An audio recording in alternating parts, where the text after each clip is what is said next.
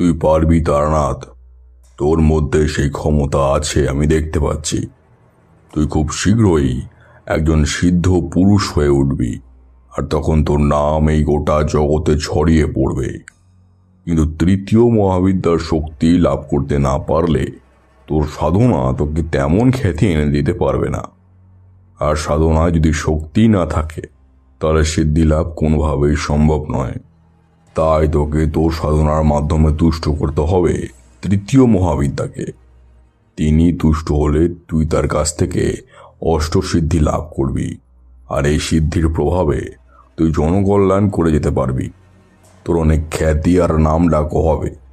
আমি তোকে শেখাবো এই তৃতীয় মহাবিদ্যার সাধনা। সাধুর এই কথা শুনে তারানাথের মনে আবারও মহাবিদ্যার সাধনা করার ইচ্ছা জাগরিত হয়ে উঠল। পর মুহূর্তেই সে ওই সাধুর সামনে নতজানু হয়ে বসে হাত জোর করে বলল, আমি রাজি। আপনি আমায় ওই সাধনাটা শেখান। আমি দেবীকে তুষ্ট করতে চাই, আর তার দর্শন পেতে চাই। এরপর সেই সাধু তারানাথকে বলল, বেশ, তবে তাই হোক। আমি তোকে শেখাবো তৃতীয় মহাবিদ্যার সাধনা।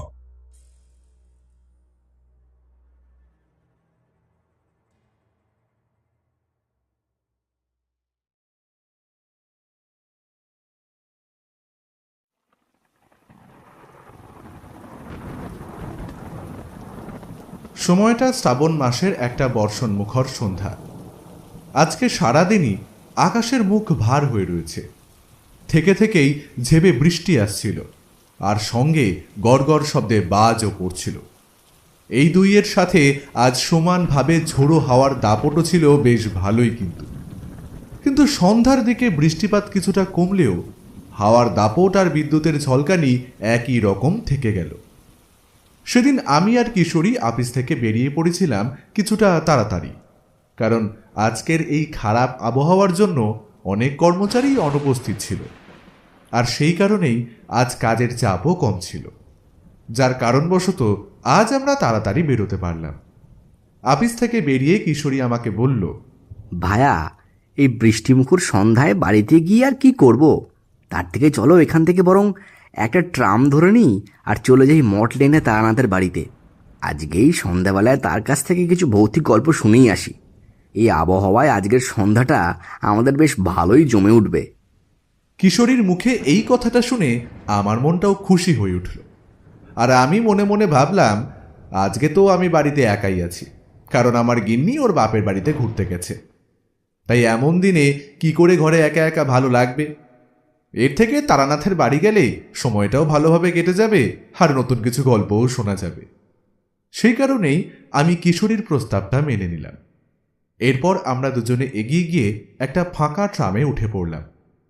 তারপর সেই ট্রাম তার আপন গতিতে এগিয়ে চলল কলকাতা শহরের রাজপথ ধরে। আর ট্রামের জানলা দিয়ে আমি আর কিশোরী দেখতে লাগলাম বৃষ্টি ভেজা কলকাতার রাজপথগুলো।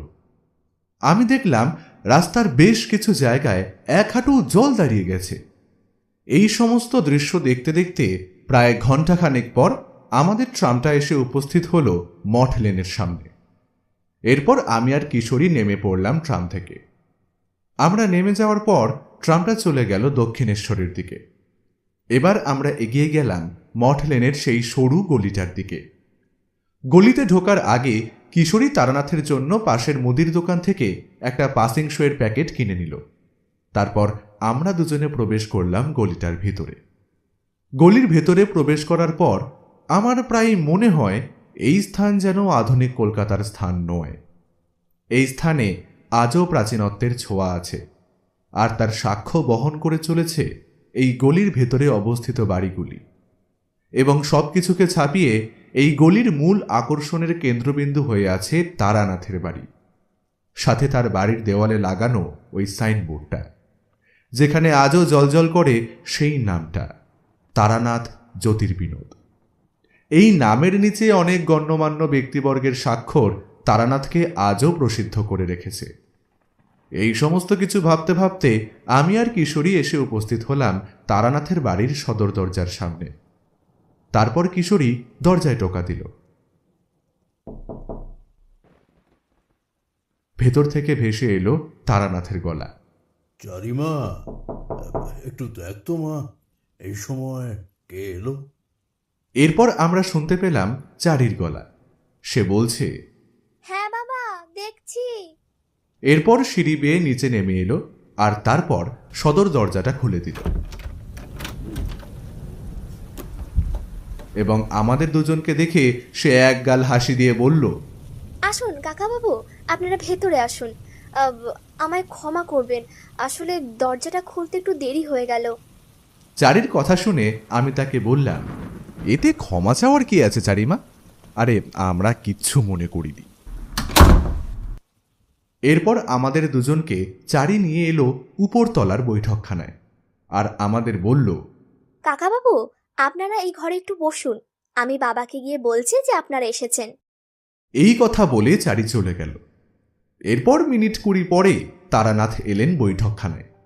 তারপর আমাদের দেখে এক গাল হাসি দিয়ে বললেন, কি ব্যাপার? এই বাদলা দিনে আমার ডেরায়? ঘরে মন টিকছিল না বুঝি? তারানাথের এই কথার পরিপ্রেক্ষিতে কিশোরী তারানাথকে বলল, হ্যাঁ, আসলে ঠাকুরমশাই, এই বাদলা দিনে ভৌতিক গল্প বেশ ভালোই জমে। আর আপনার মুখ থেকে এইরকম দিনে ভৌতিক গল্প শোনার লোভ আমরা সামলাতে পারলাম না, তাই চলে এলাম আপনার কাছে।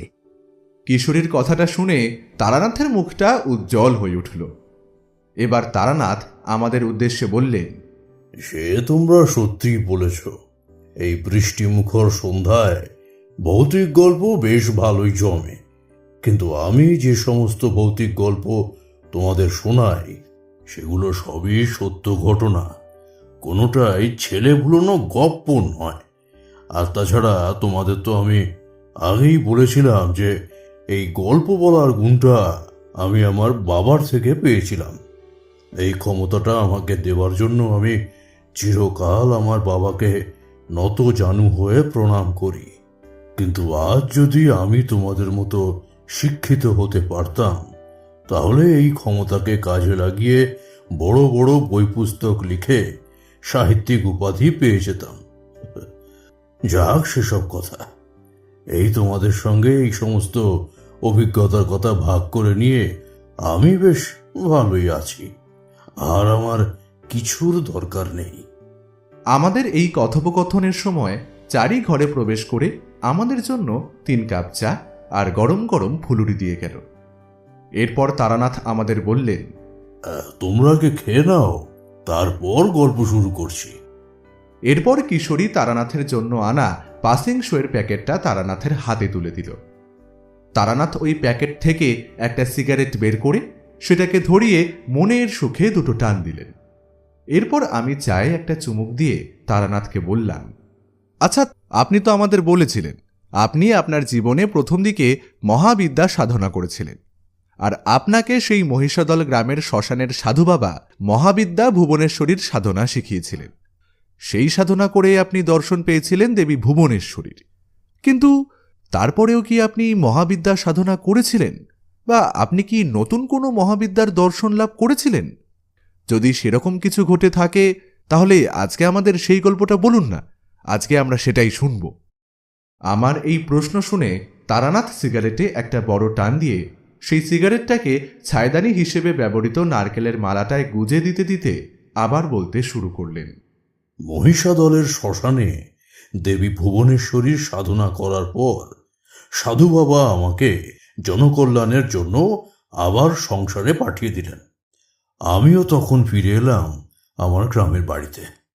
গ্রামে ফিরে আমি যখন আমাদের বাড়িতে ফিরলাম, তখন আমি জানতে পারলাম আমার বাবা মারা গেছেন।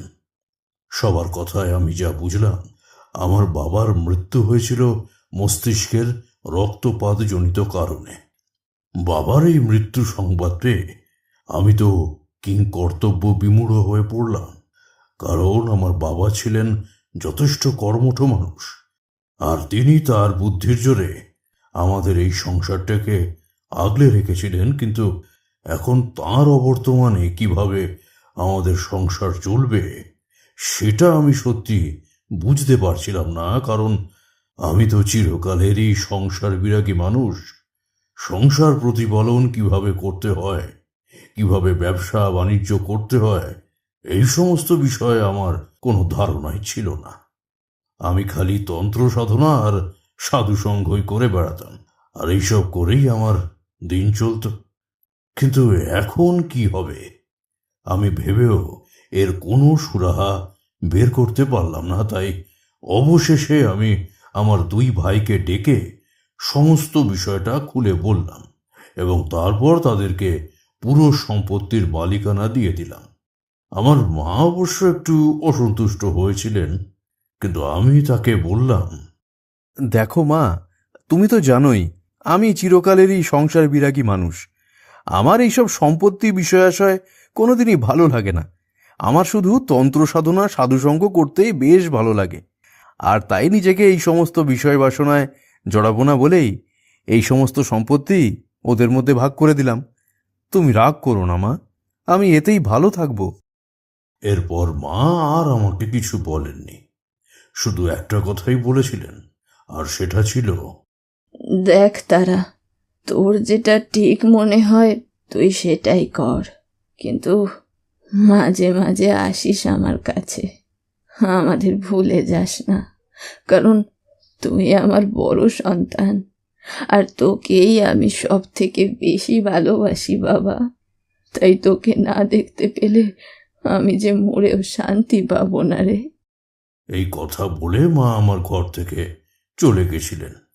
এরপর আমি সপ্তাহখানেক বাড়িতে ছিলাম, আর তারপর একদিন বিকেলের দিকে কিছুতেই আমার আর ঘরে মন বসছিল না। খালি মনে হচ্ছিল যে কেউ যেন আমার প্রতীক্ষায় বসে আছে দীর্ঘদিন, আর সে ক্রমাগতই আমাকে তার কাছে আসার জন্য ডেকে চলেছে। আমি আর ঘরে বসে থাকতে পারলাম না।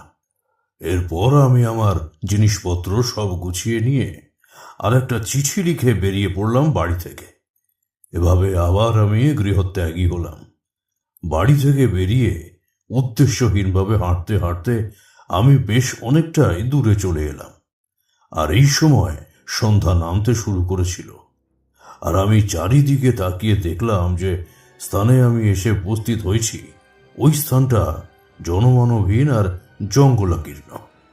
এই দৃশ্য দেখে আমার মনে একটা অজানা ভয় দেখা দিল, আর সেটা হওয়াটা মোটেও অস্বাভাবিক ছিল না, কারণ সন্ধ্যাবেলায় এরকম জনমানবহীন জঙ্গলাকীর্ণ এলাকায় নানান রকমের অপার্থিব আর অলৌকিক ক্রিয়াকলাপ প্রত্যক্ষ করা যায়, আর সেটা মোটেও সেই জীবিত মানুষের পক্ষে সুখকর নয়। সে যাই হোক, আমি এগিয়ে চললাম ওই পথ ধরে। চলতে চলতে আমি আরো দূরে চলে এলাম। আমি এখন যে স্থানে দাঁড়িয়েছিলাম ওই স্থানটা ছিল একটা শ্মশান। অন্ধকারের জন্য আমি বুঝতে পারছিলাম না, কিন্তু তারপর অন্ধকারটা সয়ে যাওয়ার পর আমি জায়গাটাকে ভালোভাবে দেখলাম। আমি দেখলাম এই শ্মশানটা একটা ছোট্ট নদীর ঠিক পাড়েই। নদীটা ছোট হলেও নদীটা বেশ ভালোই স্রোত ছিল। শ্মশানের মাটিতে যত্রতত্র ছড়িয়ে পড়েছিল অসংখ্য নরকপাল, ভাঙা পাঁজরের হাড়, মরার চুল আর কিছু পোড়া চিতার ছাই ও ভাঙা কলসি। তোমরা তো জানোই, সাধনার জন্য আমি এর আগে অনেক শ্মশানে মশানে ঘুরেছি, রাত কাটিয়েছি। আমার তাই এই সমস্ত দৃশ্য দেখার অভিজ্ঞতা আছে, কিন্তু আমার জায়গায় যদি তোমরা ওখানে যেতে, তাহলে ওই দৃশ্য দেখে ভয় অজ্ঞানী হয়ে যেতে। কারণ এই সমস্ত গ্রামগঞ্জের শ্মশান শহরাঞ্চলের শ্মশানের মতো জমজমাট নয়। এই সমস্ত শ্মশানে আজও কাঠের চিতায় শেষ কৃত্য সম্পন্ন করা হয়, আর এর ফলে অনেক সময় মরা ঠিকমতো পড়ে না, আর সেই সমস্ত আধ পোড়া মরাগুলো পড়ে থাকে ওই সমস্ত শ্মশানে। আর শ্মশানের শেয়াল শকুনের দল ওই সমস্ত লাশগুলোকে ছিঁড়ে ছিঁড়ে খায়। আর এইভাবে ওই সমস্ত শ্মশানে গেলে এই সমস্ত হাড় গোড় মাথার খুলি দেখতে পাওয়া যায়। আর এই সমস্ত শ্মশান হয়ে ওঠে ভূত প্রেতেদের আস্তানা। কিন্তু আমি মনে সাহস এনে এগিয়ে গেলাম ওই শ্মশানের ভেতরে। সেদিন কৃষ্ণপক্ষ থাকায় অন্ধকারটা একটু বেশি গাঢ় ছিল। বেশ কিছুক্ষণ অন্ধকারের মধ্যে দিয়ে চলার পর আমি কিছুটা দূরে একটা আলোর রেখা দেখতে পেলাম, আর তারপর আমি এগিয়ে গেলাম ওই আলোক উৎসের দিকে। ওখানে পৌঁছে দেখলাম একটা বড় ঝাঁকড়া শিমুল গাছের নিচে একটা বড় অগ্নিকুণ্ড জ্বলছে, আর ঠিক তার সামনে একজন তান্ত্রিক সাধু চোখ বন্ধ করে বসে এক মনে জপ করে চলেছেন। সাধুকে দেখে আমার মনে ভক্তিভাব জেগে উঠল, কারণ মধুসুন্দরী দেবীর প্রদত্ত ক্ষমতা বলে আমি শুভ ও অশুভ শক্তির মধ্যে পার্থক্য নিরূপণ করতে পারি। আমি সেই সাধুকে যখন দেখলাম, তখন আমি লক্ষ্য করলাম ওই সাধুর শরীর থেকে এক উজ্জ্বল সাদা বর্ণের আলো বিচ্ছুরিত হচ্ছে। এই দৃশ্য দেখে আমি বুঝতে পারলাম এই সাধু এক অতি উচ্চ মার্গের তন্ত্র সাধক, আর তিনি তার তন্ত্র শক্তি দিয়ে কুলকুণ্ডলিনীর শক্তিকে জাগরিত করেছেন, আর তারই প্রভাবে এই আলো ছড়িয়ে পড়ছে চারিদিকে। আমি এবার ওই সাধুর সামনে হাত জোড় করে বসে পড়লাম। বেশ কিছুক্ষণ সব চুপচাপ, কোথাও কোনো সাড়া শব্দ নেই। শুধু এই নিস্তব্ধ রাতের ঝিঁঝি পোকার ডাক ভেসে আসছিল শ্মশানের বিভিন্ন প্রান্ত থেকে। এভাবে যখন বসে আছি, তখন একটা অসময়ে ওই ধ্যানস্থ সাধু চোখ বন্ধ করা অবস্থাতেই আমাকে স্পষ্ট বাংলায় বললেন, আমি জানতাম তুই আসবি। আমি তোর জন্যই অপেক্ষা করছিলাম। আমি জানতে পেরেছি যে তুই তন্ত্র সাধনা করতে চাস আর মানুষের পাশে দাঁড়াতে চাস।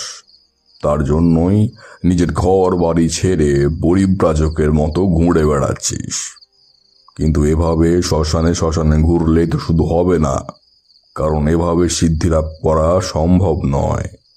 এই সাধনায় সিদ্ধিলাভ করার জন্য তোকে উত্তম গুরুর নিকট সাধনা করতে হবে, তবেই তুই সিদ্ধি লাভ করতে পারবি। এই কথা বলার পর ওই সাধু তার চোখ দুটো খুললেন, আর তারপর আমার দিকে তাকিয়ে আবার বললেন, আমি এটাও জানতে পেরেছি যে তুই এর আগে ভুবনেশ্বরী মহাবিদ্যার সাধনায় সিদ্ধি লাভ করেছিলিস, আর সেখান থেকে অনেক উচ্চ মার্গের শক্তিও অর্জন করেছিলিস। কিন্তু তোকে একটা কথা বলছি, মন দিয়ে শোন। এই জগৎ কিন্তু সবসময় করুণার শক্তি দিয়ে চলে না। মাঝে মাঝে জগতের মানুষদের মধ্যে উগ্র কামনার আগুন জ্বলে ওঠে, আর সেটা এতটাই প্রখর যে সেটা মানুষের মধ্যে থাকা শুভ চেতনাকেও জ্বালিয়ে পুড়ে শেষ করে দেয়। আর তারপর মানুষ এই উগ্র কামকে দমন করতে পারে না, এবং পরিশেষে এই কামের বশবর্তী হয়ে নিজের জীবনকে অন্ধকারময় করে তোলে। কাম হচ্ছে আমাদের ষড়রিপুর মধ্যে সবথেকে শক্তিশালী রিপু, আর একে জয় করা সাধারণ মানুষের পক্ষে প্রায় অসম্ভব। আর এই কলিযুগের মূল অস্ত্রটাই হলো এই কাম। কাম যদি নিয়ন্ত্রণে থাকে তাহলে সেটা সংসারের পক্ষে মঙ্গলময়, কিন্তু যদি এই কাম বিকৃত কামে রূপ ধারণ করে নেয় তাহলে সেটাই সর্বনাশ ডেকে আনে। এত অবধি বলে সাধু একটু থামলেন। আমি এতক্ষণ শুনছিলাম ওই সাধুর মুখ থেকে বিভিন্ন শাস্ত্রের কথা। এরপর আমি সাধুকে বললাম, আচ্ছা গুরুদেব, এই কামকে জয় করার উপায় কি তবে নেই? আমার এই প্রশ্ন শুনে সাধু আবার বলতে শুরু করলেন, নিশ্চয়ই আছে, আর সেটা মহাবিদ্যা সাধনার মধ্যেই আছে। তুই ভুবনেশ্বরী সাধনা করেছিলিস প্রকৃতির মাতৃশক্তিকে জাগরিত করবার জন্য, আর তুই সেই সাধনায় সফলও হয়েছিলিস। কিন্তু এবার তোর মনের ভিতর লুকিয়ে থাকা কামকে দমন করার জন্য তোকে তৃতীয় মহাবিদ্যার সাধনা করতে হবে। আর এই তৃতীয় মহাবিদ্যা হলেন দেবী ললিতা ত্রিপুরা সুন্দরী এবং দেবী বালা ত্রিপুরা সুন্দরী। এই মহাবিদ্যাকে আবার মহাবিদ্যা ষোড়শীও বলা হয়ে থাকে। মহাবিদ্যা তন্ত্রের অতি উচ্চ মার্গের শক্তি হলেন এই ষোড়শী মহাবিদ্যা, আর ইনি আদ্যাশক্তির আদি রূপ। শাস্ত্রে ও তন্ত্রে এই দেবীর বর্ণনা আছে, আর সেখানেও বলা হয়েছে এই ললিতা ত্রিপুরা সুন্দরী দেবী উজ্জ্বল সোনার মতো অঙ্গকান্তি বিশিষ্ট, চতুর্ভুজা। দেবীর পরনে থাকে হলুদ বর্ণের শাড়ি, আর তার সর্বাঙ্গে নানাবিধ স্বর্ণালঙ্কার থাকে। দেবীর 4 হাতের মধ্যে উপরের 2 হাতে থাকে অঙ্কুশ আর ইক্ষুদণ্ডের ধনু, এবং দ্বিতীয় হাতটা বড়াও হয় মুদ্রায় থাকে। দেবীর মাথায় থাকে চন্দ্রমুকুট, আর দেবীর কোলে বসে থাকেন একজন বছর 8-এর কুমারী কন্যা, আর সেও অনুরূপ সাজ পোশাকে সুসজ্জিত। তার হাতে ধরা থাকে একটা জপমালা। এই কুমারী দেবীর নাম দেবী বালা ত্রিপুরা সুন্দরী। দেবী ললিতা ত্রিপুরা সুন্দরী একটা উজ্জ্বল লাল বর্ণের পদ্মের উপর বসে থাকেন, আর এই পদ্মের বোঁটাটা সৃষ্টি হয় মহাদেবের নাভি থেকে। দেবী ললিতা ত্রিপুরা সুন্দরীর একটা পা থাকে শ্রীচক্রের উপরে, আর তার দৃষ্টি থাকে ভণ্ডাসুরের উপর। এই ভণ্ডাসুর হচ্ছে বিকৃত কামের রূপ। দেবী তার দৃষ্টি দিয়ে ওই বিকৃত কামকে দমন করেন।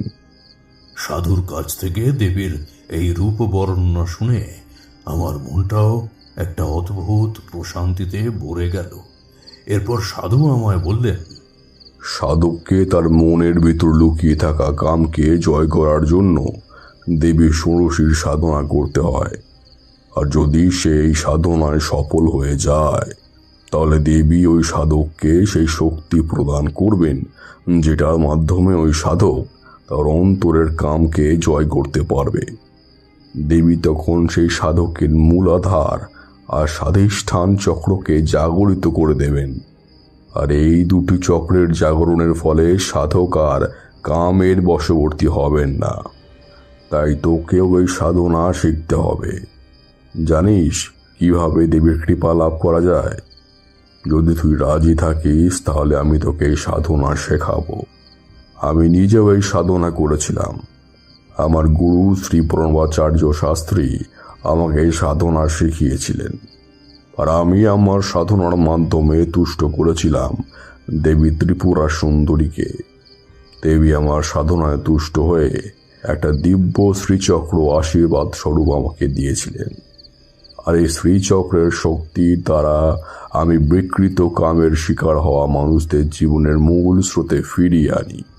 কিন্তু এখন আমার বয়স হয়েছে, আমার খুব শীঘ্রই পরাপারে যাবার ডাক আসবে, আর তাই যাওয়ার আগে নিজের এই সাধনার কৌশল কোনো যোগ্য ব্যক্তিকে শিখে যেতে চাই, যাতে আমার অবর্তমানে সেই শক্তির সঠিক প্রয়োগ ঘটিয়ে জনকল্যাণের কাজকে এগিয়ে নিয়ে যেতে পারে।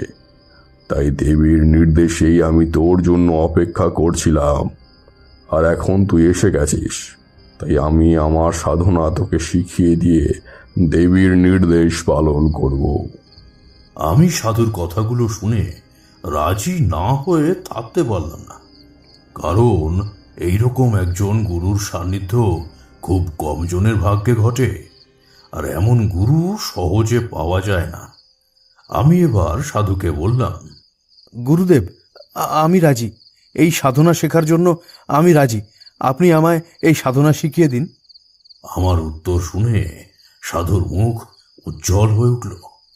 এরপর তিনি আমাকে বললেন, ঠিক আছে তারানাথ, তুই আমার সাথে আমার কুটিরে কিছুদিন থাক, কারণ মহাবিদ্যা ত্রিপুরা সুন্দরীর সাধনার জন্য কিছু গুপ্ত ক্রিয়ার অভ্যাস তোকে করতে হবে, আর সেগুলো হয়তো তুই এখনো শিখিসনি। আমি তোকে কিছুদিন ওইগুলো শেখাবো, আর তারপর আগামী কৃষ্ণ দ্বাদশীর মধ্যরাতে তোকে এই শ্মশানেই বসতে হবে মহাবিদ্যা ত্রিপুরা সুন্দরীর সাধনায়। আগামী কৃষ্ণা দ্বাদশী তিথি এই সাধনার জন্য প্রশস্ত, আর এই দিনই এই শ্মশানের সর্বত্র ছড়িয়ে পড়ে থাকা নরকঙ্কাল সমূহ জাগ্রত হয়ে উঠবে, আর এই সাথে নরকের দরজাও খুলে যাবে, আর তখন সেখান থেকে বেরিয়ে আসবে অসংখ্য অপশক্তি, ওরাই তোর সাধনার পথে প্রধান অন্তরায় হয়ে দাঁড়াবে। কিন্তু তুই যদি ওদের দেখে ভয় পেয়ে যাস আর আসন ছেড়ে উঠে চলে যাস, তাহলে তোর সমস্ত সাধনা ব্যর্থ হবে, আর এর সাথে তোর প্রাণটাও তোকে ছেড়ে চলে যাবে। তাই খুব সাবধান তারানাথ, খুব সাবধান। সাধুর এই কথা শুনে আমার এক লহমায় মনে পড়ে গেল সেই বীরভূমের শ্মশানের মাতু পাগলির কথা। সেও আমাকে বলেছিল, সব সাধনা ছাড়া কিচ্ছু হবে না, আর এই সব সাধনার সময় তুই অনেক রকমের দৃশ্য দেখতে পাবি। অনেক অশুভ শক্তি তোকে বিভিন্ন রূপ ধরে ভয় দেখাতে আসবে, কিন্তু ভয় পেলে চলবে না। আর আসন ছেড়েও পালানো যাবে না, কারণ আসন ছেড়ে পালালে মৃত্যু অবশ্যম্ভাবী। কিন্তু তারপর সে আমাকে ভেলকি দেখালো, আর তখন আমি মহাবিদ্যা ত্রিপুরা সুন্দরীর জায়গায় অতি ভয়ঙ্করী মহাডামরীকে দেখেছিলাম, আর যার ফলে ভয় পেয়ে আসন ছেড়ে পালিয়ে গিয়েছিলাম, আর আমার সাধনাও ব্যর্থ হয়ে গিয়েছিল। কিন্তু এবার ওই এক ভুল করলে চলবে না, আমাকে আরো শক্ত হতে হবে, নিজের মনকে বিচলিত হতে দেওয়া চলবে না। এরপর আমি সাধুকে অনুসরণ করতে করতে এসে উপস্থিত হলাম সাধুর কুটিরে। সাধুর কুটিরটা শ্মশানের পশ্চিম দিকে নদীর ঠিক পাড়ে। এরপর সাধুর সাথে আমি তার কুটিরে প্রবেশ করলাম। কুটিরে প্রবেশ করে আমি দেখলাম কুটিরের ভেতরে মাটির উপর বেশ অনেকগুলো প্রদীপ জ্বলছে, আর ঘরের একদিকে বড় একটা চৌকির উপরে মা ছিন্নমস্তার মাটির একটা মূর্তি রাখা আছে। ওই প্রদীপের মৃদু আলোতে মায়ের ওই মূর্তিটাকে বেশ অপার্থিব দেখাচ্ছিল। আমার মনের ভাব বুঝতে পেরে সাধু আমায় বললেন, ভয় নেই, উনি হলেন মহাবিদ্যা প্রচণ্ড চণ্ডিকা ছিন্নমস্তা। মহাবিদ্যাদের মধ্যে সবচেয়ে তেজময়ী ও শক্তিশালী মহাবিদ্যা হলেন এই মহাবিদ্যা। তন্ত্রে এনাকে বজ্র বৈরোচনী দেবীও বলা হয়, কারণ এনার গাত্রবর্ণ বিদ্যুতের শিখার বর্ণের মতো লাল, আর এই দেবীর রূপেও আছে সেই রকম পরম করুণা। ইনি হলেন মৃত্যু মূর্তি অমৃত বাহিনী, অর্থাৎ আপাত দৃষ্টিতে আমরা দেখতে পাই এখানে দেবী নিজে নিজের মৃত্যুকে বরণ করে ডাকিনী ও বর্ণিনীর ক্ষুধাকে শান্ত করেছেন নিজের ছিন্ন মস্তকের থেকে বেরিয়ে আসা রুধিরের ধারা দিয়ে, আর সেটাই অমৃতের প্রতীক যেটা মৃত্যুর থেকে রক্ষা করে। সাধুর মুখে মহাবিদ্যা ছিন্নমস্তা দেবীর কথা শুনে মনের সমস্ত ভয় দূর হয়ে গেল, আর এবার আমি পরম শ্রদ্ধার সাথে দেবীর সামনে নতজানু হয়ে আমার প্রণাম নিবেদন করলাম। এরপর সাধু আবার আমায় বললেন, তারানাথ, আজ তুই ঘুমিয়ে পড়। আমরা কাল থেকে গুপ্ত ক্রিয়াগুলোর অনুশীলন শুরু করব। কাল থেকে আমাদের এই অনুশীলন শুরু হবে, আর শেষ হবে কৃষ্ণপক্ষের দশমীর দিন মধ্যরাতে। তারপর একাদশীর রাতে তোর একটা পরীক্ষা নেব আমি, আর যদি তুই ওই পরীক্ষায় উত্তীর্ণ হতে পারিস, তাহলে আমি বুঝতে পারবো যে তুই দেবী ত্রিপুরা সুন্দরীর সাধনার জন্য প্রস্তুত। আমি আর সেদিন সাধুকে কোনো কিছু আর জিজ্ঞাসা করলাম না, কারণ পথশ্রমে আমি খুবই ক্লান্ত ছিলাম, আর তাই আমার ঝোলায় থাকা কিছু শুকনো খাবার খেয়ে সেদিনের মতো সাধুর কুটিরের দাওয়ায় মাদুর বিছিয়ে শুয়ে পড়লাম। পথশ্রমের ক্লান্তিতে আমার দুই চোখের পাতা এক হয়ে এলো, আর আমি ঘুমের দেশে তলিয়ে গেলাম। ঘুমের ঘোরে আমি স্বপ্ন দেখলাম। স্বপ্নটা বেশ অন্য রকমের ছিল। আমি দেখলাম একজন বছর 8-এর কুমারী মেয়ে আমার দিকে তাকিয়ে মুচকি মুচকি হেসে চলেছে, আর এরপর সে আমাকে বলল, আয় আমার সাথে খেলবি, আয়। অনেক দিন একা একা বসে আছি, কেউ আদর করে না, কেউ খেলতে চায় না আমার সাথে। আমি আর আমার মা একা একাই ঘুরে বেড়াই, সবাইকে আনন্দ দিই, কিন্তু কেউ আমাদের আনন্দ দেয় না। আয় না রে আমাদের কাছে, আমরা তোর সাথে খেলবো। এরপর আমি দেখলাম একজন অল্প বয়সী সুন্দরী বউ, পরনে তাহার হলুদ রঙের শাড়ি, এসে দাঁড়ালো ওই মেয়েটার পাশে। আর তারপর অতি মমতার সঙ্গে ওই মেয়েটিকে নিজের কোলে তুলে নিয়ে বলল, মারে, তুই এই মানুষটাকে নিজের খেলার সাথী হিসেবে বেছে নিয়েছিস। এই মানুষটার মধ্যে সত্যিই তোর খেলার সাথী হওয়ার যোগ্যতা আছে। আমি এবার নিশ্চিন্ত হলাম রে মা। তারপর সে বউ এবার আমার উদ্দেশ্যে বলল, ওগো ভালো মানুষের পো, তুমি আজ থেকে আমার মেয়ের খেলার সাথী হলে। আমার মেয়ে এবার থেকে তোমার সাথে সাথেই থাকবে, আর ওর সাথে আমিও থাকব তোমার পাশে। তুমি কিচ্ছুটি চিন্তা করো না, তোমার সব ইচ্ছাই পূরণ হবে। আমার কথা কখনো মিছে হয় না। এরপর হঠাৎই আমার ঘুমটা ভেঙে গেল, আর আমি ঘুম থেকে উঠে দাওয়ার উপর বসে পড়লাম। তারপর এক দৃষ্টে তাকিয়ে রইলাম বাইরের অন্ধকারটার দিকে। আর তখন আমার এক লহমায় মনে পড়ে গেল সেই স্বপ্ন দৃশ্যটার কথা। আর তারপর আমার কানে ভেসে এলো সেই অল্প বয়সী বউয়ের কণ্ঠস্বর। আমি যেন শুনতে পেলাম সে আমায় বলছে, তুই চিন্তা করিস না, তোর সব ইচ্ছা পূরণ হবে। আমরা তোর পাশেই আছি, তুই নিশ্চিন্তে তোর পথে এগিয়ে চল। এরপর সারা রাত আর আমি ঘুমালাম না। এভাবেই কেটে গেল রাত। পরদিন সকালে আমি সাধুকে গতকাল রাতের সেই স্বপ্ন দৃশ্যটার কথা বললাম। আর সবটা শোনার পর তিনি আমাকে বললেন, শোন তারানাথ, গতকাল রাতে তুই তোর স্বপ্নে দেবী ললিতা ত্রিপুরা সুন্দরী আর দেবী বালা ত্রিপুরা সুন্দরীকে দেখেছিলিস। আর তারা তোকে দেখা দিয়েছেন কারণ ওনারা তোর উপর প্রসন্ন হয়েছেন। ওনারাই তোকে তোর অভিষ্ট লক্ষ্যে পৌঁছে দেবেন। তাই এবার তুই নিশ্চিন্ত হয়ে যা। আজ রাত থেকে আমরা আমাদের এই সমস্ত গুপ্ত ক্রিয়ার অনুশীলন শুরু করে দেব। সাধুর কথাগুলো শোনার পর আমার মনে ভক্তিভাব জেগে উঠল। আর তারপর আমি দেবীর উদ্দেশ্যে প্রণতি নিবেদন করলাম। এরপর সারাটা দিন আমার কেটে গেল সাধুর সাথে গুপ্ত ক্রিয়ার জন্য প্রয়োজনীয় উপকরণ সামগ্রী জোগাড় করার মধ্যে দিয়ে। জিনিসপত্র জোগাড় করতে করতে আমাদের সকাল গড়িয়ে দুপুর হয়ে গেল। তারপর প্রয়োজনীয় জিনিসপত্র গোছগাছ করার পর আমরা ফিরে এলাম কুটিরে। কুটিরে ফিরে আসার পর আমি রান্না বসিয়ে দিলাম। এরপর খেতে খেতে সাধু আমাকে বললেন, তারানাথ, আজকে আমরা সারা রাত চিতার উপরে বসে সাধনা করব। কারণ এই চিতা হলো ষড়রিপু দমনের প্রাথমিক স্তর। এর উপর বসে সাধনার গুপ্ত ক্রিয়াগুলো শুরু করা হয়, তাহলে সফলতা আসবেই আসবে। কিন্তু এর জন্য সাধককে অনেক বেশি সাহসী হতে হবে। কারণ এই সমস্ত গুপ্ত ক্রিয়ার জন্য সেই সমস্ত চিতার দরকার হয় যেখানে সদ্য শবদাহ হয়েছে। আর শবদাহের পর যখন আগুন নিভে যায় আর চিতাটাও তুলনামূলক ঠান্ডা হয়ে যায়, ঠিক সেই সময় ওই চিতায় সাধনার জন্য সাধককে বসতে হয়। কিন্তু এটা ওই মৃত ব্যক্তির আত্মার একদম পছন্দ হয় না। তাই সেই নানাভাবে ওই সাধকের সাধনা ভঙ্গ করার চেষ্টা করে।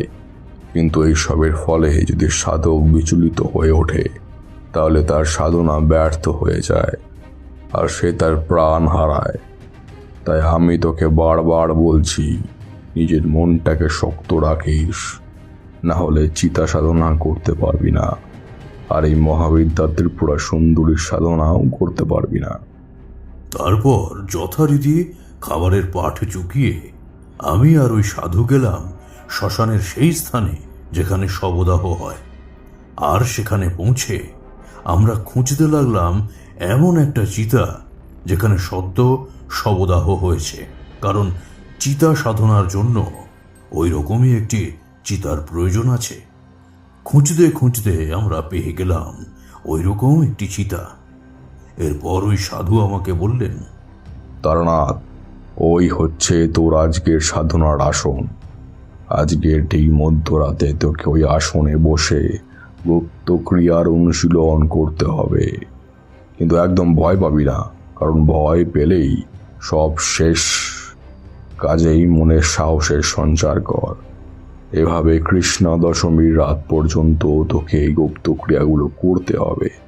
তারপর দ্বাদশী রাতে তোর অভীষ্ট লক্ষ্যে তুই পৌঁছতে পারবি। এরপর আমরা চলে এলাম ওই স্থান থেকে। কুটিরে ফিরে এসে আমি আর ওই সাধু দুজনে মিলে আজকের গুপ্ত ক্রিয়ার জন্য প্রয়োজনীয় উপকরণ সামগ্রীগুলোকে গুছিয়ে রাখতে লাগলাম। যেহেতু তোমরা দুজনে তন্ত্র সাধনায় অদীক্ষিত, তাই আর তোমাদের গুপ্ত ক্রিয়ার সেই সমস্ত উপকরণগুলোর কথা বলছি না, কারণ হয়তো তোমরা ভয় পেয়ে যাবে। যাই হোক, তারপর ধীরে ধীরে বিকেল গড়িয়ে সন্ধ্যা নামতে শুরু করলো, আর সন্ধ্যার অন্ধকারে গোটা শ্মশান ভূমি ঢেকে গেল। দূরে শোনা যেতে লাগলো শেয়াল, হায়নাদের ডাক। এই সমস্ত কিছু শোনার পর মনের ভেতরটায় একটা অজানা ভয়ের সৃষ্টি হলো, কিন্তু আমি সেই ভয়টাকে জাঁকিয়ে বসার সুযোগ দিলাম না। এরপর আমি সামনের ওই নদীটার থেকে স্নান করতে গেলাম, কারণ সাধনায় বসতে হলে শুদ্ধাচারটা মেনে চলাটা দরকার। তাই আমি সেই রাতে গেলাম স্নান করতে। আমি যখন নদীর পাড়ে উপস্থিত হলাম, তখন আমি দেখলাম আমার সেই স্বপ্নে দেখা বাচ্চা মেয়েটা বসে আছে ওই নদীর পাড়ে, আর সে আমার দিকে তাকিয়ে একটু মৃদু হেসে আমাকে বলল, তুই ভয় পাচ্ছিস কেন? আমি তো আছি তোর পাশে। তুই এগিয়ে চল নিজের লক্ষ্যের দিকে, অবশ্যই সফল হবি তুই। মনে সাহস আন। এরপর আমি দেখলাম ওই মেয়েটা তার একটা হাত আশীর্বাদের ভঙ্গিতে উপরে তুলে আমাকে বলছে, এগিয়ে যা নিজের লক্ষ্যে, কোনো ভয় নেই। এরপর সেই বাচ্চা মেয়েটা অন্ধকারের মধ্যে মিলিয়ে গেল। আমি কিছুক্ষণ তাকিয়ে রইলাম ওই দিকে, আর তারপর স্নান সেরে ফিরে এলাম কুটিরে। কুটিরে ফিরে এসে আমি একটা পরিষ্কার রক্ত বস্ত্র পরিধান করলাম, আর তারপর কপালে রক্তচন্দনের তিলক দিলাম। গলায় আমার গুরুর দেওয়া সেই পদ্মবীজের মালাটা পরে সেই সমস্ত উপকরণগুলোকে নিয়ে বেরিয়ে পড়লাম সাধনার উদ্দেশ্যে। তারপর আমি এসে উপস্থিত হলাম শ্মশানের সেই স্থানে যেখানে আমি সকালে ওই চিতাটাকে দেখেছিলাম। আমি দেখলাম ওই সাধু ওখানে আগে থেকেই উপস্থিত হয়েছেন, আর তিনি ওই চিতার পাশে বসে চোখ বন্ধ করে এক মনে জপ করে চলেছেন। আমার উপস্থিতি বুঝতে পেরে উনি চোখ বন্ধ করা অবস্থায় আমাকে বললেন, এসেছিস তুই? আয়, এই চিত্রটার উপর উঠে বস, আর ওই উপকরণগুলো আমায় দে। আমি ওগুলো ওই চিতাটার চারপাশে গোল করে সাজিয়ে দিই। তুই কিন্তু এই আসন ছেড়ে নামবি না, আর যদি নেমে পড়িস তাহলে কিন্তু ঘোর বিপদ হবে। মনের সাহস এনে এবার তুই তোর চোখ দুটো বন্ধ কর, আর এক মনে আমি যে বীজ মন্ত্র তোকে এখন দেব সেটাকে জপ করে চল। তুই আজকে এখানে এমন অনেক কিছুই দেখতে পারবি বা শুনতে পারবি যেগুলো যে কোনো সুস্থ মানুষের হৃদস্পন্দন থামিয়ে দেওয়ার জন্য যথেষ্ট। কিন্তু তুই ওই সমস্ত কিছুকে ভয় না পেয়ে চুপচাপ এক মনে জপ চালিয়ে যাবি, আর মাঝে মাঝে ওই সামনে রাখা বর্ষের স্তূপ থেকে একটু করে ভস্য ছিটিয়ে দিতে থাকবি নিজের চারপাশে, কারণ এর ফলে একটা অদৃশ্য গণ্ডি সৃষ্টি হয়ে যাবে, আর এটার ফলে কোনো অশুভ শক্তি তোকে স্পর্শ করতে পারবে না। এবার আমি তোকে বীজ মন্ত্র দিচ্ছি, আর আমি এখন এই স্থান থেকে চলে যাব। আবার কাল সকালে আসব। ততক্ষণ তুই এখানে বসে এক মনে জপ চালিয়ে যা। এরপর ওই সাধু আমাকে বীজ মন্ত্র দিলেন, আর তারপর উনি ওনার কথা মতো চলে গেলেন ওই স্থান থেকে। এখন আমি সেখানে সম্পূর্ণ একা। কৃষ্ণপক্ষ থাকায় চারিদিকটা ঢেকে আছে নিশ্ছিদ্র অন্ধকারে। আর থেকে থেকে দূরের জঙ্গলের ভেতর থেকে ভেসে আসছে শেয়াল ও হায়নাদের রক্তহীন করে দেওয়া ডাক। কিন্তু আমি সেই সবে ভয় না পেয়ে চুপচাপ বীজ মন্ত্র জপ করে চললাম। এভাবে বেশ কিছুক্ষণ আমি আমার জপ চালিয়ে গেলাম, কিন্তু এরপর শুরু হলো নানান রকমের অপার্থিব কার্যকলাপ। ওই চোখ বন্ধ করা অবস্থায় আমি বুঝতে পারছিলাম যে আমার ওই চিতা আসনের চারপাশে অসংখ্য সব ছায়ামূর্তি এসে উপস্থিত হয়েছে, আর তাদের মধ্যে একজন অত্যন্ত রাগের সাথে আমাকে বলছে, নেমে আয়, আমার চিতা থেকে নেমে আয়। তোর এত বড় সাহস, তুই আমার চিতায় বসে সাধনা করছিস? তুই জানিস না এভাবে তুই আমার আত্মাকে মুক্তির পথ থেকে সরিয়ে দিচ্ছিস? এর শাস্তি তোকে পেতেই হবে। আজ আমরা সবাই তোর হাড় মাংস চিবিয়ে খাবো, প্রস্তুত হয়ে যা তুই। এরপর আমি অনুভব করতে পারলাম যে ওই ছায়ামূর্তির দল আমার চিতা আসনের কাঠগুলোকে ধরে প্রচণ্ড জোরে নাড়াতে শুরু করেছে, আর এর ফলে আমার ওই আসন থেকে পড়ে যাওয়ার মতো অবস্থা হলো। কিন্তু ঠিক সেই সময় আমার মনে হলো কেউ যেন আমার পিঠের উপর তার একটা হাত রাখলো, আর এর ফলে সেই ঝাঁকুনিটাও হঠাৎ করেই বন্ধ হয়ে গেল। আর সেই সঙ্গে ওই সমস্ত অশুভ শক্তির ছায়া অবয়বগুলো হাওয়ায় মিলিয়ে গেল। চারপাশ আবার শান্ত হয়ে গেল। এরপর আমি আবার বীজ মন্ত্র জপ করতে শুরু করলাম, আর তারপর নতুন কোনো উপদ্রব হলো না। আমি এবার নির্বিঘ্নেই আমার চিতা সাধনা করতে পারলাম। পরদিন ভোরবেলায় আমার সাধনা ভঙ্গ হলো ওই সাধুর ডাকে। এবার আমি চোখ খুলে দেখলাম ওই সাধু আমার সামনে দাঁড়িয়ে আছেন, আর তার মুখে লেগে আছে এক প্রশান্তির হাসি। এবার তিনি আমাকে বললেন, তারনাথ, তুই তোর প্রথম দিনের গুপ্ত ক্রিয়া অর্থাৎ চিতা সাধনা সঠিকভাবে সম্পূর্ণ করতে পেরেছিস। এবার তোকে কুলকুণ্ডলিনীর জাগরণের সাধনা করতে হবে, আর এটাই হলো অন্তিম গুপ্ত ক্রিয়া। এটাই সব থেকে কঠিনতম গুপ্ত ক্রিয়া। এই ক্রিয়ায় তোকে পঞ্চমুণ্ডির আসনে বসে চোখ বন্ধ করে সেই বীজ মন্ত্রটা জপ করে যেতে হবে, আর নিজের মনকে পুরোপুরি অন্যদিকে করে রাখতে হবে। এর ফলে তোর মনের ভিতর সৃষ্টি হবে এক অপার্থিব শূন্যতা, আর এই শূন্যতার ভিতরে যখন তোর আত্মা প্রবেশ করবে আর বাহ্যিক কোনো চেতনা থাকবে না, আর তখন যদি মহাপ্রলয়ও সৃষ্টি হয় তাও তুই অক্ষত থাকবি। এরপর তুই অনুভব করতে পারবি যে তোর আত্মাও তোরই মতো ধ্যানস্থ হয়েছে, আর যখন সে ধ্যানস্থ হবে তখন তোর শরীরের ভিতর থেকে এক উজ্জ্বল সাদা বর্ণের আলো ছড়িয়ে পড়বে চারিদিকে। তখনই তুই পূর্ণ সমাধিতে প্রবেশ করতে পারবি, আর সেটাই হবে তোর সফলতা। আজকে দশমী, আর আজকেই গুপ্ত ক্রিয়ার শেষ দিন। আজকে কিন্তু গতকাল রাত্রের থেকেও বেশি বিপদ আসবে, আর অশুভ শক্তিও আসবে, এবং সকলে তোকে বাধা প্রদান করবে তোর সাধনার ক্ষেত্রে। কিন্তু তুই ভয় পাস না, কারণ তোর সাথে মা ত্রিপুরা সুন্দরী আছেন, তিনি তোকে রক্ষা করবেন। তাই এবার নিশ্চিন্ত হয়ে যা, আর আজকের সাধনাটার কথা ভাবতে থাক। এখন চল আমার সাথে কুটির একটু বিশ্রাম নিয়ে নে, কারণ আজকের রাতটা তোর জীবনের সব থেকে কঠিনতম রাত হতে চলেছে, তাই তার জন্য প্রস্তুত হতে হবে তোকে। এরপর আমি সাধুর সাথে ফিরে এলাম কুটিরে, আর তারপর স্নান সেরে কিছুক্ষণ বিশ্রাম নিয়ে দুপুরের খাবারের প্রস্তুতি করতে লাগলাম। যথারীতি দুপুরের খাওয়া দাওয়ার পর সাধু আমাকে কুলকুণ্ডলিনীর সাধনার ব্যাপারে আরো কিছু গুরুত্বপূর্ণ কথা বললেন। যোগ শাস্ত্র মতে কুলকুণ্ডলিনী হচ্ছে সমস্ত শক্তির আধার।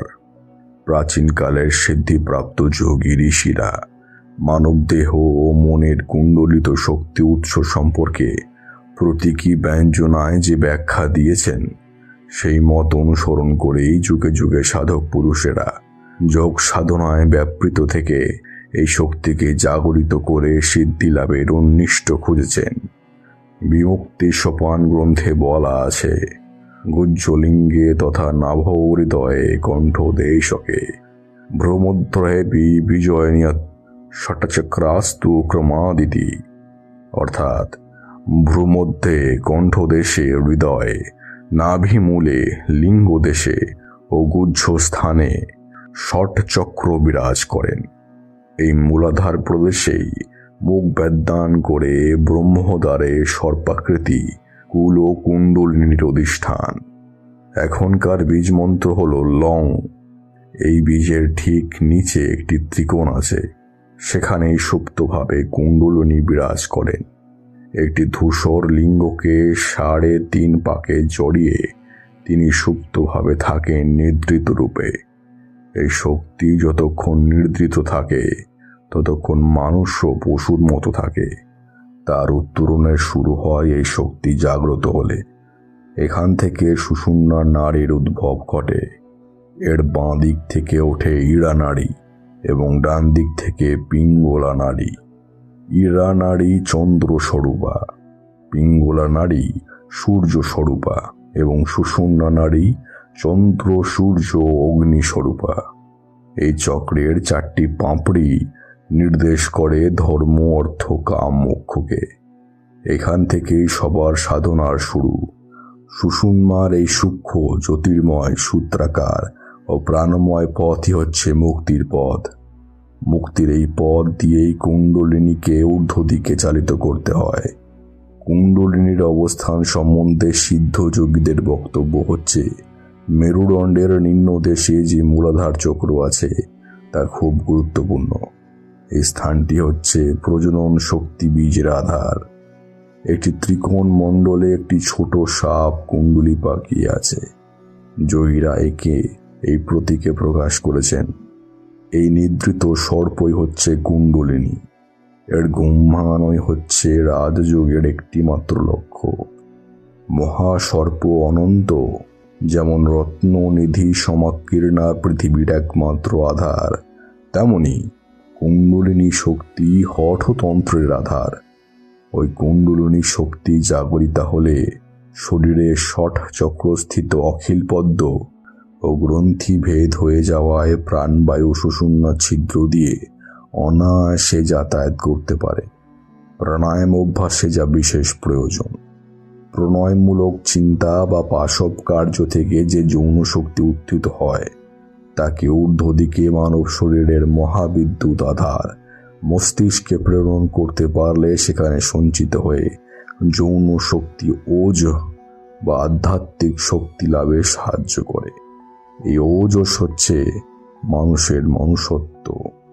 একমাত্র মনুষ্য শরীরে এই শক্তির সঞ্চয় করা সম্ভব। যার ভিতর সমস্ত পাশব যৌন শক্তি ওজস শক্তিতে পরিণত হয়ে গেছে তিনি মহাপুরুষ বা দেবতার পর্যায়ে উন্নীত হন। মনুষ্য শরীরের শ্রেষ্ঠ শক্তি যৌন শক্তি যে পর্যন্ত না ওজস শক্তিতে পরিণত হয় সে পর্যন্ত নারী বা পুরুষ কেউই ঠিকঠাক আধ্যাত্মিক জীবন লাভ করতে পারে না। মেডব্বাবাজ্য প্রদেশে শশী মিহির শিরে সভ্য দক্ষে নিঃসন্নে মধ্যে। তাহলে তারানাথ, এই দুটো হলো কুল ও কুণ্ডলিনী চক্র জাগরণের মন্ত্র। ভালো করে দেখে নে, পারলে একবার জপ করে নিবি এখনই। এই দুটো মন্ত্রের জপের মাধ্যমে কুল ও কুণ্ডলিনী চক্র তার জাগরণ ঘটবে। আর এই চক্র জাগরিত হলে নিজেকে দেবী ত্রিপুরা সুন্দরীর সাধনার জন্য প্রস্তুত বলে ধরে নিতে পারবি। কিন্তু এই কুণ্ডলিনী বা ষট চক্র ভেদ সাধনা খুবই কঠিন, আর এখানেও পদে পদে বিপদ আসার সম্ভাবনা আছে। কিন্তু যদি মনে অদম্য সাহস থাকে তাহলে সেই সমস্ত বিপদ থেকে নিজেকে সরিয়ে রেখে এই সাধনা সফলভাবে করতে পারবি। যা তারানাথ, এবার তুই নিজেকে আজকের এই সাধনার জন্য প্রস্তুত করতে থাক। এরপর সাধু একটা বিশেষ কাজের জন্য শ্মশানে চলে গেলেন, আর আমি তখন কুটিরে বসে ওই দুটো মন্ত্র খুব ভালোভাবে মুখস্থ করতে লাগলাম। কারণ এই দুটি মন্ত্র হলো কুলকুণ্ডলিনী চক্র জাগরণের প্রধান বীজ মন্ত্র। আর আজ মধ্যরাতে আমাকে পঞ্চমুণ্ডির আসনে বসে এই দুটো বীজ মন্ত্র এক মনে জপ করে যেতে হবে। তবে গিয়েই আমি মহাবিদ্যা ত্রিপুরা সুন্দরীর সাধনায় বসতে পারবো আর দেবীর দর্শন পাব। তাই আজকের সাধনায় কোনো রকম ভুল ত্রুটি আসতে দিলে চলবে না। এইভাবে আমি কুটিরে বসে এক মনে জপ করে চললাম ওই দুটো মন্ত্র। তারপর ধীরে ধীরে দুপুর গড়িয়ে বিকেল, আর বিকেল গড়িয়ে সন্ধ্যা নামল। আর সন্ধ্যা নামার সঙ্গে সঙ্গে আমার মনে এক অদ্ভুত রোমাঞ্চের সৃষ্টি হলো। এরপর আমি অপেক্ষা করতে লাগলাম মধ্যরাত হওয়ার। সময় বয়ে চলল তার আপন গতিতে। এগিয়ে চলল সন্ধ্যার অন্ধকার। এবার ধীরে ধীরে রাতের অন্ধকারে পরিণত হলো, আর ঠিক সময় মতো মধ্যরাত উপস্থিত হলো। এরপর আমি ধীরে ধীরে বেরিয়ে এলাম কুটির থেকে। তারপর এগিয়ে চললাম শ্মশানের ভেতর দিকে, যেখানে আছে ওই পঞ্চমুণ্ডির আসনটা। অনেক খোঁজাখুঁজি করার পর আমি অবশেষে খুঁজে পেলাম ওই পঞ্চমুণ্ডির আসনটা। আর তারপরে আমি গিয়ে বসলাম ওই আসনে। তোমরা হয়তো জানো যে পঞ্চমুণ্ডির আসনে যদি নিয়মিত তন্ত্র সাধনা করা হয় তাহলে ওই আসনটা সর্বদা জাগ্রত থাকে, আর সেখানে বসলেই সাধকের সর্বাঙ্গে একটা বিদ্যুতের তরঙ্গ খেলে যায়। তখন সে মনকে একাগ্র করে সাধনা শুরু করে দেয়। আমি যখন ওই আসনে বসলাম তখন আমার সাথেও ঠিক একই ব্যাপার ঘটল। আমার সর্বাঙ্গে একটা বিদ্যুতের তরঙ্গ খেলে গেল। এরপর আমি আমার চোখ দুটো বন্ধ করে এক মনে ওই দুটোর মন্ত্র জপ করতে শুরু করলাম। প্রথম দিকে বেশ নির্বিঘ্নেই জপ চালিয়ে যাচ্ছিলাম, কিন্তু তারপর শুরু হলো আবার সেই উপদ্রব। চোখ বন্ধ থাকা অবস্থাতেও আমি অনুভব করতে লাগলাম আবারও আমার সামনে সেই গতকাল রাতের বিদেহী আত্মার দল এসে উপস্থিত হয়েছে। আর তারা আবার আমাকে বলল, উঠে আয় আসন থেকে, দেখ আমরা তোকে নিতে এসেছি, আয় আমাদের সাথে চলে আয়, আমাদের দলে যোগ দে। আর কেন ওখানে বসে থাকবি, আমাদের পৃথিবীতে চলে আয় তুই। এরপর আমি মনের চোখ দিয়ে দেখলাম সেই সমস্ত বিদেহী আত্মারা আমাকে ঘিরে গোল হয়ে নাচ করে চলেছে, আর তাদের মুখে এক পৈশাচিক হাসি লেগেছিল। কিন্তু আমি এই সমস্ত কিছুতে ভয় না পেয়ে চুপচাপ এক মনে জপ চালিয়ে গেলাম। আর একটা সময় পর ওই সমস্ত অশুভ শক্তির প্রভাব কমতে শুরু করলো, আর একটা সময় পর সেই উপদ্রব পুরোপুরি থেমে গেল। এরপর আমি মনকে আরো একাগ্র করে জপ করতে লাগলাম। মনে মনে বুঝতে পারলাম আমার চেতনা আর এই জগতে আবদ্ধ নেই। ধীরে ধীরে আমার আশেপাশের চেনা জগৎটা হঠাৎই দূরে সরে যেতে লাগলো, আর আমার চোখের সামনে ভেসে উঠতে লাগলো আমার সেই ছোটবেলায় রৌদ্রোজ্জ্বল তপ্ত দুপুরে আমার গ্রামের মাঠে দেখা সেই কৃষ্ণবর্ণের লোকটার চোখের ভেতরে দেখতে পাওয়া সেই অসীম শূন্যতার দৃশ্য। আর এর সঙ্গে আমি দেখতে পেলাম আমার চারিদিকে অসংখ্য গ্রহ নক্ষত্র ছড়িয়ে ছিটিয়ে রয়েছে, আর তাদের দীপ্তিতে উদ্ভাসিত হচ্ছে চারিদিক। আমি ওই সমস্ত কিছুকে সত্যি যেন প্রত্যক্ষ করতে পারছিলাম। আর তারপর আমি দেখলাম আমি একটা সহস্রদল পদ্মের উপর বসে আছি, আর সেই পদ্মের কোরক থেকে এক উজ্জ্বল সাদা বর্ণের আলো আমার শরীরের ভেতর প্রবেশ করে আমার শরীরকে জ্যোতির্ময় করে তুলেছে। আর সেই জ্যোতি ছড়িয়ে পড়ছে ওই মহাশূন্যে। আমি এই সময় একটা সুমধুর নারী কণ্ঠের ডাক শুনতে পেলাম। সেই নারী আমাকে বলছেন, ভয় নেই, আমি আছি। তোর অভীষ্ট লক্ষ্যে তুই অতি শীঘ্রই পৌঁছাবি, তোর কোনো ভয় নেই। এরপর আমি পূরণ সমাধিতে প্রবেশ করলাম, আর তখন আমার কোনো বাহ্যিক চেতনা ছিল না। আমি তখন পাথরের মূর্তির মতো চোখ বন্ধ করা অবস্থায় বসে রইলাম আসনে। পরদিন সকালে সাধুজি এসে আমায় ধাক্কা দেওয়ায় আমার জ্ঞান ফিরল। এরপর আমি সাধুজিকে বললাম গতকাল রাতের সমস্ত ঘটনা সব শুনে উনি আমাকে বললেন, তারানাথ, তুই তোর সাধনার মাধ্যমে কুল কুণ্ডলিনী চক্রকে জাগরিত করেছিস, আর তোর কোনো বাধা রইল না। এবার তুই অবশ্যই তৃতীয় মহাবিদ্যা দেবী ত্রিপুরা সুন্দরীর দর্শন পাবি। আজকে একাদশী, আজকে রাতে আমি তোর একটা ছোট্ট পরীক্ষা নেব। আমি জানি তুই সেটাতেও সফল হবি, কিন্তু তবুও শেষবারের মতো তোকে পরখ করে নেওয়াটা দরকার। আজকে আবার মধ্যরাতে তোকে এই আসনে বসে এক মনে একটা মন্ত্র জপ করে যেতে হবে সারা রাত। আর যদি তুই ভয় না পেয়ে এটা করতে পারিস, তাহলে আমি বুঝতে পেরে যাব তুই পরের দিন রাতের বিশেষ সাধনাটার জন্য সম্পূর্ণ প্রস্তুত। এরপর সেদিন দুপুরে খাওয়া দাওয়ার পরে সাধুজি আমাকে একটা মন্ত্র দিলেন আর বললেন, এই মন্ত্রটা ওই পঞ্চমুণ্ডির আসনে বসে আজ সারা রাত ধরে জপ করতে। আমিও তার কথায় রাজি হয়ে গেলাম। এরপর আবার মধ্যরাতে আমি গেলাম ওই পঞ্চমুণ্ডির আসনে, আর সেখানে বসে আমি আবারও চোখ বন্ধ করে এক মনে ওই মন্ত্র জপ করতে লাগলাম। আজ আর তেমন কোনো উপদ্রব হলো না, কিন্তু আমার মাঝে মাঝে মনে হতে লাগলো কেউ বা কারা যেন আমার দিকে এক দৃষ্টে তাকিয়ে আছে, আর তাদের গরম নিঃশ্বাস এসে পড়ছে আমার ঘাড়ের উপর। কিন্তু আমি এসবে মোটেও বিচলিত হলাম না। আমি একাগ্রতার সাথে আমার জপ চালিয়ে গেলাম। এরপর পরদিন সকালে সাধুজি এলেন ওই স্থানে। তারপর আমাকে মৃদু ঠেলা দিতেই আমি চোখ মেলে তাকালাম। তারপর সাধুজি আমাকে বললেন, তারানাথ, তুই আমার সমস্ত পরীক্ষায় উত্তীর্ণ হয়েছিস। এবার তুই প্রস্তুত হয়ে যা মহাবিদ্যা ত্রিপুরা সুন্দরীর সাধনার জন্য।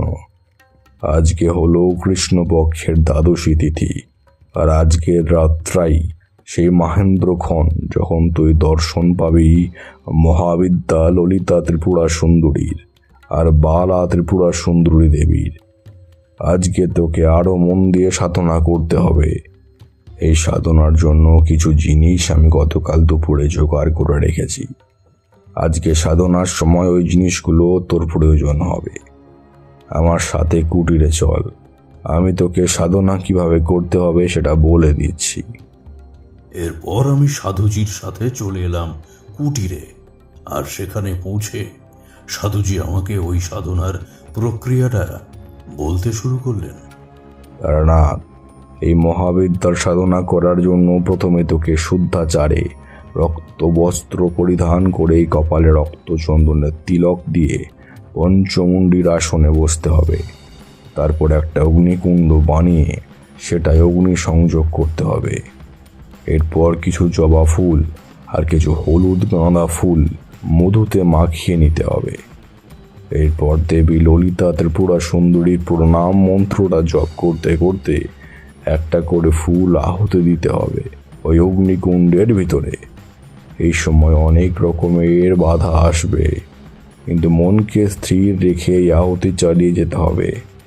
তারপর একটা সময় পর দেখা যাবে ওই সমস্ত বাধা বিপত্তি হঠাৎই কোথাও অদৃশ্য হয়ে যাবে, আর তারপর তোর চোখের সামনে তুই দেখতে পাবি ওই অগ্নিকুণ্ডের ভিতর দিয়ে একটা উজ্জ্বল লাল রঙের পদ্ম ফুল বেরিয়ে আসবে, আর সেই প্রস্ফুটিত পদ্মের উপর আবির্ভূত হবেন রুদ্র মহাবিদ্যা ললিতা ত্রিপুরা সুন্দরী আর দেবী বালা ত্রিপুরা সুন্দরী।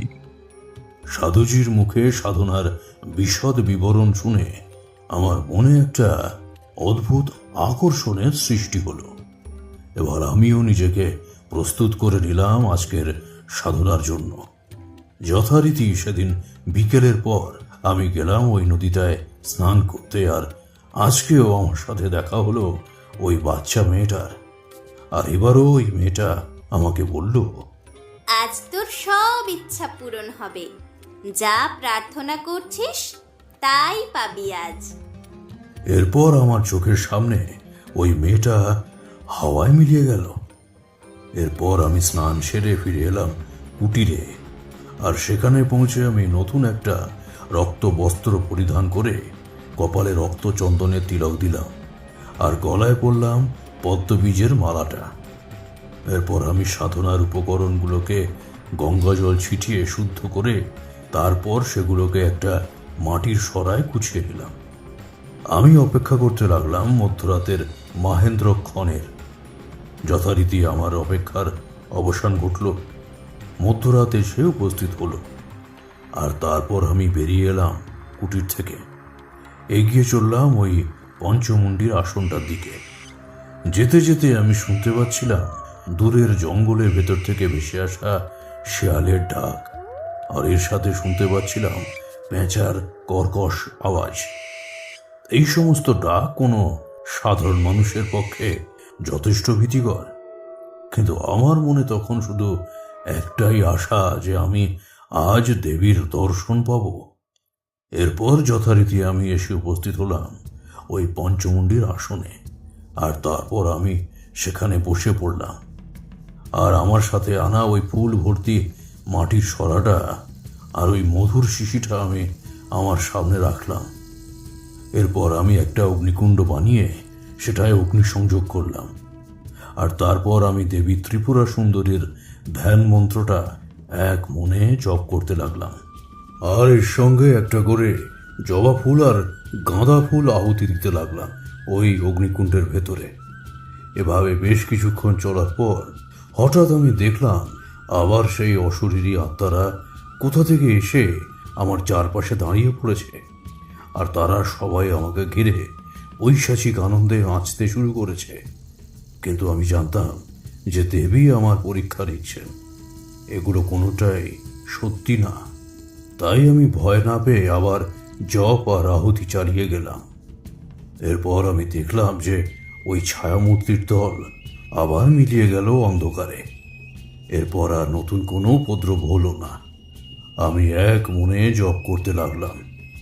এভাবে বেশ কিছুক্ষণ চলার পর আমি শুনতে পেলাম এক অপরূপ নারী কণ্ঠের ডাক, যেন অত্যন্ত ভালোবাসার সহিত কোনো মা তার আদরের সন্তানকে ডাকছেন। আমি শুনতে পেলাম সেই নারী আমাকে বলছেন, চোখ খোল তারানাথ, দেখ আমি এসেছি তোর কাছে। তোর সাধনায় আমি সন্তুষ্ট হয়েছি, তাই আর নিজেকে স্থির রাখতে পারলাম না, ছুটে এলাম তোর কাছে। তুই একবার চোখ মেলে দেখ বাবা, আমি তোর সামনে দাঁড়িয়ে আছি, আর তোর কোনো ভয় নেই রে। এবার আমি আস্তে আস্তে চোখ খুললাম, আর চোখ মেলে দেখি আমার ওই অগ্নিকুণ্ডের ভেতর থেকে এক উজ্জ্বল লাল রঙের পদ্ম ফুল বেরিয়ে এসেছে, আর তার ঠিক উপরে পদ্মাসনে বসে আছেন মহাবিদ্যা ত্রিপুরা সুন্দরী, আর তাঁর কোলে বসে আছেন দেবী বালা ত্রিপুরা সুন্দরী। এই দৃশ্য দেখে আমি আর নিজেকে স্থির রাখতে পারলাম না। নত জানু হয়ে প্রণাম করলাম দেবীকে, আর দেবীর উদ্দেশ্যে স্তব করলাম। ষোড়শ করা পরিপূর্ণা আদ্যাশক্তি রূপিণী ত্রিপুর সুন্দরী চতুর্ভুজা করুণা বরণী পাশাঙ্কুশ মাল্যধারিণী অতি মধুর ভাসিনী প্রণমামি ষোড়শী দেবী সর্বসিদ্ধি প্রদায়িনী।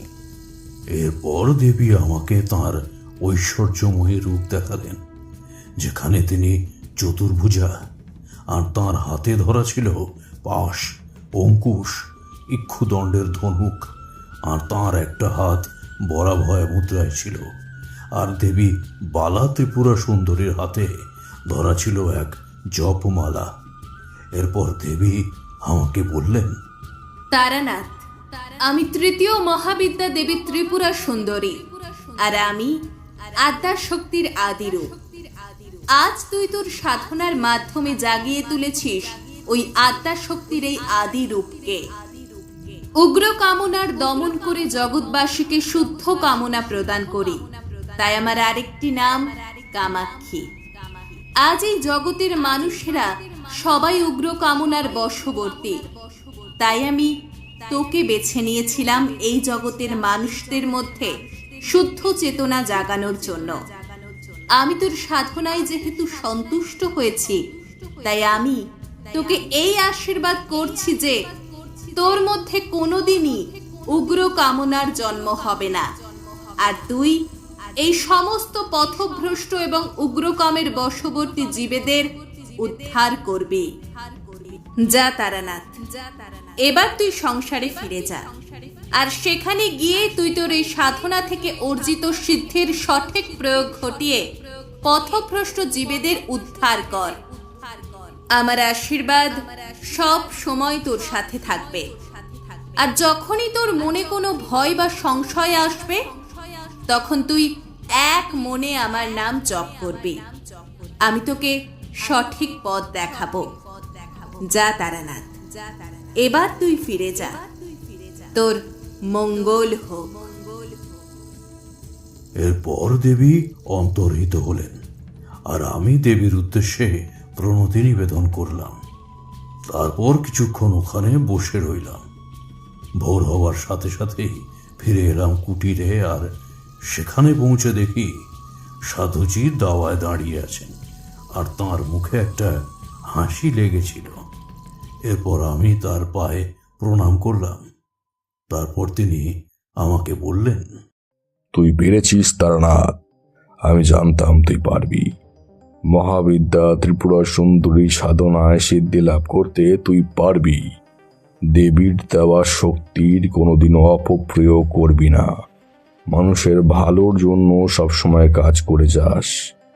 এই শক্তি খুব কম সাধকই অর্জন করতে পেরেছে, তাই তুই খুব ভাগ্যবান। দেবীর দর্শন পেয়েছিস তুই। এবার তুই ফিরে যা মানুষের কাছে। যা তারানাথ, ফিরে যা। এরপর আমি চলে এলাম ওই স্থান থেকে। এতক্ষণ মন্ত্রমুগ্ধের মতো আমরা শুনে যাচ্ছিলাম তারানাথের গল্পটা। গল্প শেষ হলে আমরা ধীরে ধীরে উঠে পড়লাম ওখান থেকে। তারপর তারানাথের কাছ থেকে বিদায় নিয়ে সেদিনের মতো আমরা চলে এলাম।